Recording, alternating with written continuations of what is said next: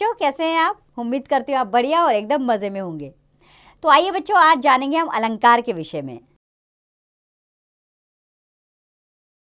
अलंकार, सबसे पहले पढ़ते हैं अलंकार की परिभाषा।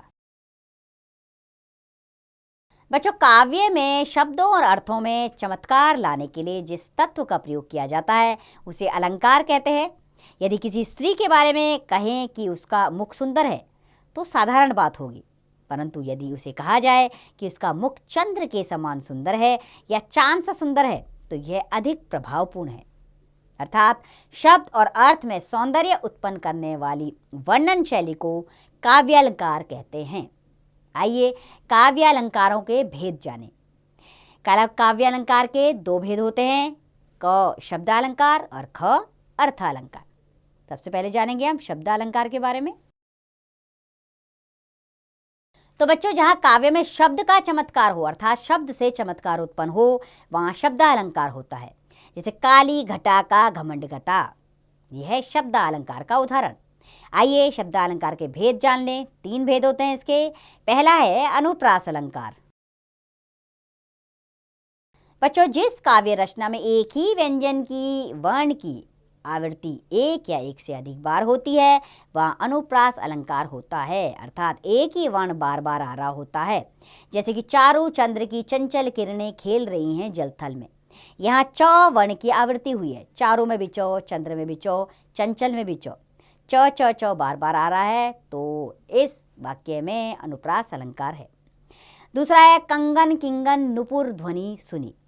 कंगन किंगन में यहाँ पर क और नुपुर में न की आवृत्ति हो रही है, तो यहाँ पर अनुप्रास अलंकार है। दूसरा है यमक अलंकार। जब एक शब्द 2 या 2 से अधिक बार आए और उसका अर्थ प्रत्येक बार भिन्न हो तो वहाँ यमक अलंकार होता है। जैसे कनक कनकते 100 गुनी मादकता अधिकाय, वा खाए बहराए जाए या पाए बोराए।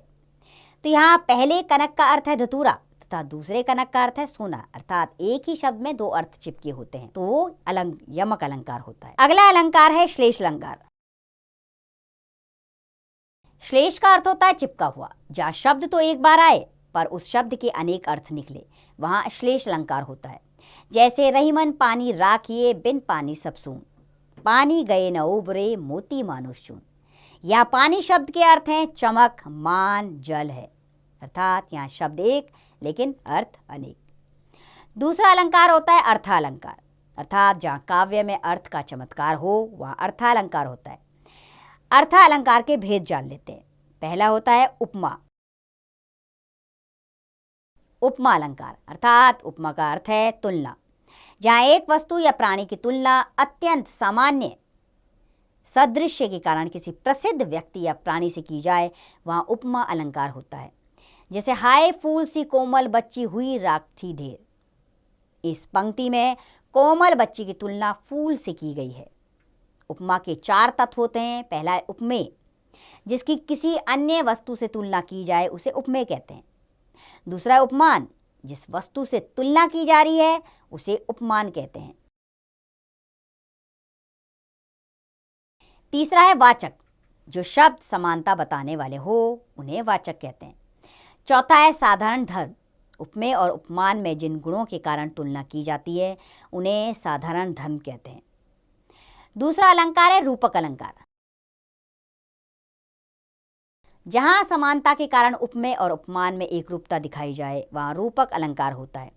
जैसे चरण कमल बंदो हरिपाई, यहाँ हरि के चरणों यानी उपमेय और कमल उपमान में एक रूपता है।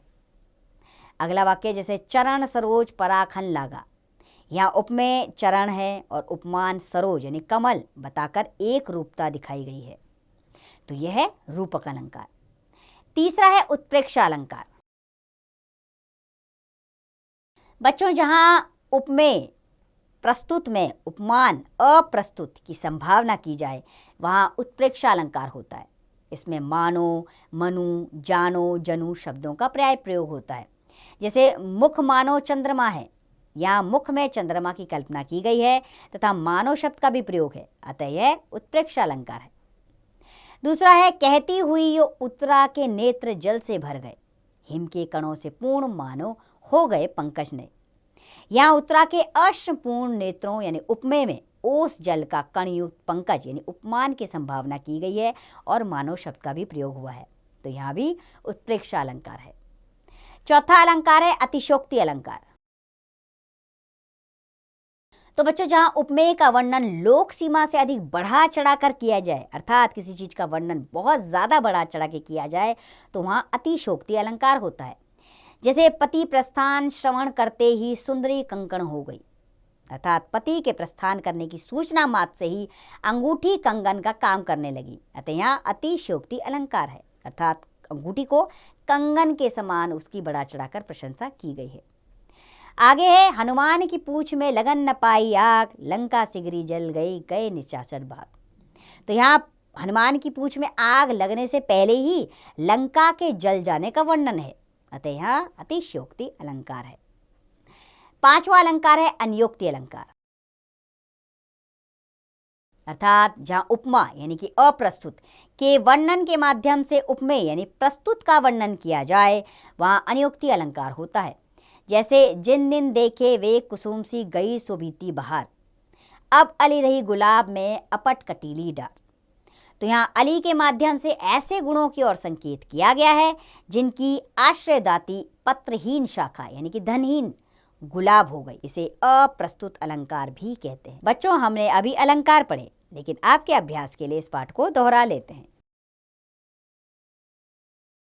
शब्द और अर्थ में सौंदर्य उत्पन्न करने वाली वर्णन शैली को काव्य अलंकार कहते हैं। शब्द अलंकार के 3 भेद होते हैं, अनुप्रास, यमक और श्लेष। अर्थात अलंकार के ये भेद होते हैं: उपमा, रूपक, उत्प्रेक्षा, अतिशयोक्ति व अन्योक्ति अलंकार। तो बच्चों, उम्मीद करती हूँ मैं अलंकार आपको समझ आ गए होंगे। अब आपने निरंतर इसका अभ्यास करना है और इसका अभ्यास कार्य आप स्वयं कीजिए।